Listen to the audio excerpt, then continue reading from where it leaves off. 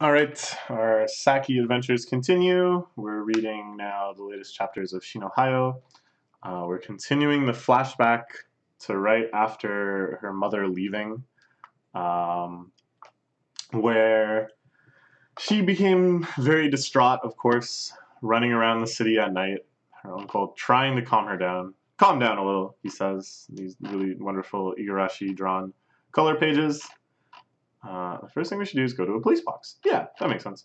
So this is, of course, a flashback taking place in the middle of a game, as Saki is definitely want to do as a franchise.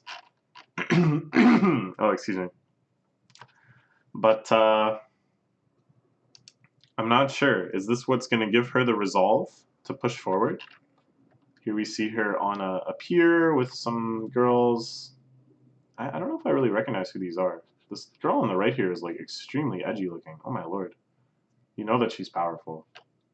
In Saki, it's like just the more extreme your character design is in any direction, the more powerful you are. But then there's also the Saki herself factor, where a girl who's like completely vanilla, but like kind of cute, is going to be extremely strong. A subtle cuteness combined with no outstanding appearance features is actually the highest tier. Anyways, something this has happened. And we start by going to her apartment.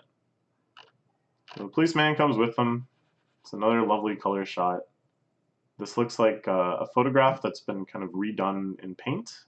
Like it has that like really lovely oil paint sort of glow to everything.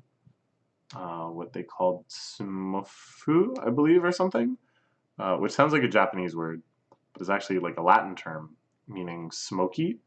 And it was like an oil painting technique where you kind of blend the edges of things that actually in reality would have no business having blended colors. It's quite wonderful.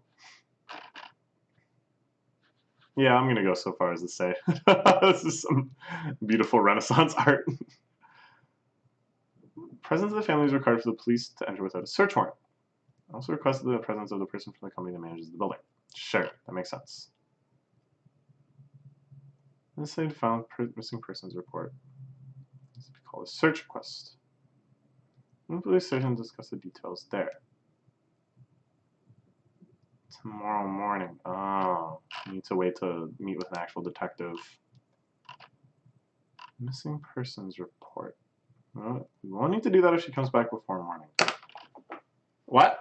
Oh, I thought at first he was leaving, but I think he was just showing the policeman out. I was like, why are you leaving, man? Yeah, okay, yeah, he's staying here. Eat some onigiri. Better get dinner. Up to a point. And this begins their arrangement in terms of just doing all the cooking, and her uncle coasting. Shino has a certain expression may be unfamiliar to someone who's young as Shino. Hence Shino's confusion. Oh, okay. Kind of an old way of saying, yeah, can I join you to eat? Sure, sure. I'm stuffed up on that. Oh yeah, she has like a ton of desserts and stuff. Yeah. Often had a craving for sweets before a big showdown. Mahjong, any kind of showdown.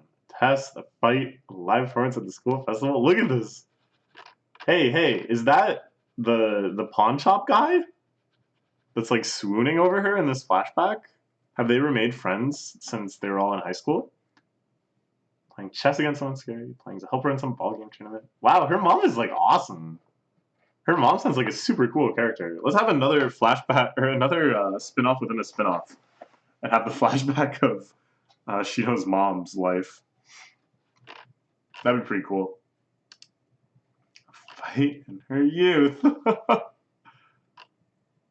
If I'm hearing she comes back, we'll know right away. No rest easier, right? That's a nice idea. That's a nice idea. Even though functionally it makes like no difference whatsoever whether or not she wakes up her uncle right away. and the uncle finds out, or whether or not she just comes back and goes to bed and then they find out in the morning, like it's whatever. But I'm sure Shino will sleep better if she can imagine the situation in her head as like the former one, you know, that she goes to sleep fantasizing that at any minute her uncle can just wake up because her mom is here, and then she'll come and wake up Shino.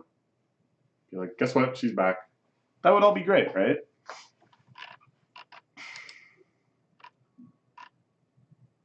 Nothing. Police station. Shino wakes up, starts working on food immediately. How blessed. We talked at some length a while ago about the idea of just kind of like making everyday chores fun, about taking delight and satisfaction in everyday chores.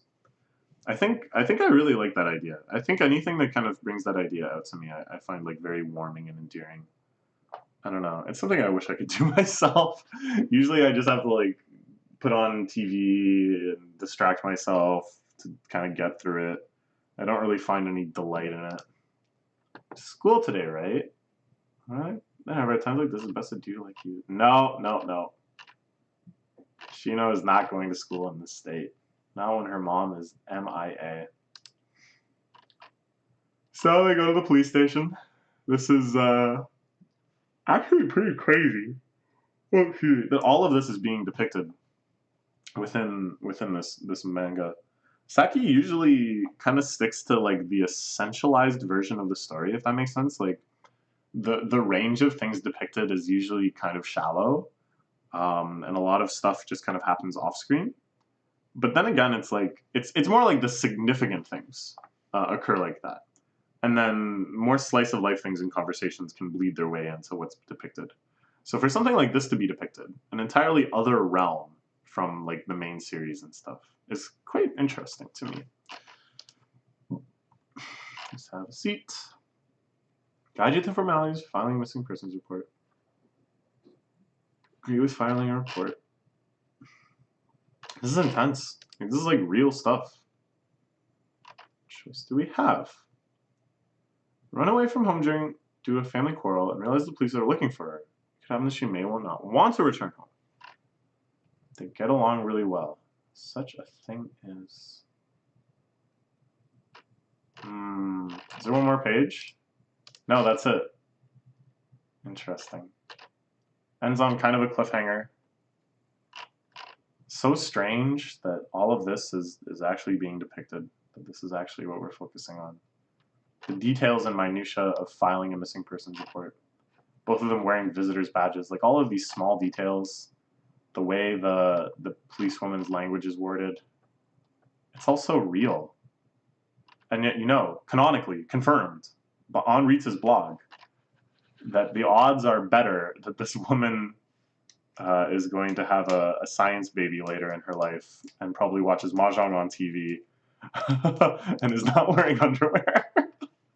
It's all happening in the Saki universe. Okay, that's all for now. We will read the next chapter tomorrow. See you then.